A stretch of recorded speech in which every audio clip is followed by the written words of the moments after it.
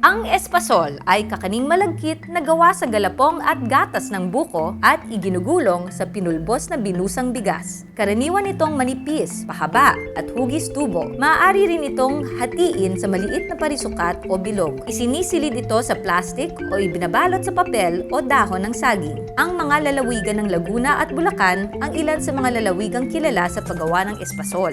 Sa mga tindahan, karaniwan itong kasabay ang bibingka, buko pie, cassava cake at iba pang kakanin. Inilalako din ito sa mga pampasaherong bus. Paborito itong panghimagas o pangmeryenda ng mga Pilipino. Malimit din itong gawing pasalubong o kaya'y pagkain sa biyahe. May mga nabibiling espasol na may iba't ibang lasa tulad ng makapuno at langka. Pwedeng lagyan ang espasol ng dagdag sahog tulad ng pinipig. Malambot ito at madaling nguyain, bagaman may bahagyang lagkit. Espasol, sagisag kultura ng Pilipinas.